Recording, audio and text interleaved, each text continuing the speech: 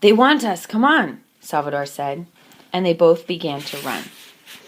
By the time they were at the car, the driver had got out too. Also young, he was tall, thin, and wore a high-crowned straw cowboy hat. When Salvador and Lupita reached them, the tall one asked with a grin, "Are you going to Tijuana?" "Si," replied Salvador eagerly. "And you want a ride, eh?" asked the heavy-set one. "Por favor." "Are you hoping to cross the border there?" The tall one stepped nearer to Salvador. When Salvador made no reply, the heavy-set Mexican chuckled and told his companion, "Of course, they plan to do that." The driver laughed. "Then you must have money with you." "No, we do not have money." Salvador stepped backward, alarmed, while Lupita stood behind him, frozen with terror. The tall youth moved very swiftly.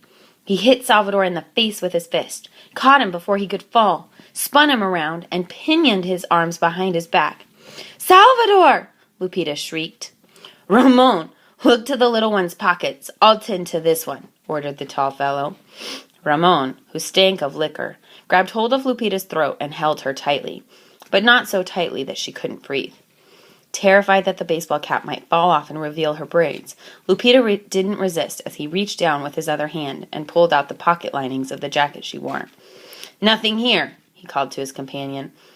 "The bigger kid's got 4 pesos, that's all. Let the little one go." Whereupon, Ramon gave Lupita a push that threw her on the roadside. A moment later, the tall fellow hit Salvador with an open-handed blow to the side of his head. "Ramon, see what's in that sack the little one's got with him," he ordered. From her place on the gravel-strewn ground, a trembling Lupita watched Ramon peer into the sack of food she'd dropped when he'd pushed her. Thanks to the Virgin Mary, these robbers had not found the money sewn into their clothing, or discovered that she wasn't a boy. But would they steal her their food? Ramon dropped the sack beside Lupita. "Tortillas and eggs and a bottle of water. That's all they have," he said with disgust. "Do you want the eggs or the tortillas? I don't." "No, leave it all. We can do better than that." The tall youth chuckled as he stuffed Salvador's pesos into his shirt pocket. "Estúpidos, stupid ones," he sneered at Salvador and Lupita. "You'll never get across the border. You'll starve to death in Tijuana." Then he tilted his hat farther forward, got into the car, waited for Ramon, and drove off with a roar. Lupita was on her feet first. "Salvador! Salvador!" she cried softly, leaning over her brother. "Did he hurt you?" Salvador sat up, rubbed his jaw, and felt his head. "Not much, but my jaw aches, and so does my head." "Shall I help you get up?" "No." He got to his feet, and with clenched fists, he stared after the red car, still in sight farther up the highway. First, he cursed the robbers and their fathers and mothers. Then he said, "He didn't take Tortella's knife. He didn't look in my belt." "And Salvador, they didn't find the other pesos. Salvador!" He was staring angrily up at the road. Lupita tugged at his sleeve until he glared down at her. "Please, Salvador, I do not want to ride to Tijuana. It would be better to walk. When we hear a car coming, we can hide." Rubbing his bruised jaw again, Salvador only nodded as Lupita fell into stride beside him, and they once more started on their way northward. She stole a glance at his face as they walked along.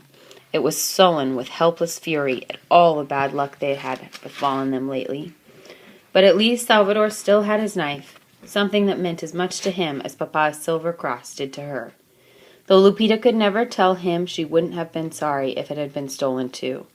It might be protection for them, but it could also get Salvador and herself into much trouble in Tijuana and over there. She remembered something she'd once overheard Papa say to Uncle Antonio. Papa had not liked Ortega's gift to his son. He had said that a boy who carried a knife on his body carried the thought of using it in his head. All at once, Salvador spoke. "If they had got all the money, we would have had to go back, Lupita. We must see to it that no one ever robs us again. We are fortunate to have my knife. There may be robbers over there also. I am sure there will be." "Ay de mi," Lupita told herself. Papa had been right. The knife was on Salvador's mind more than ever now.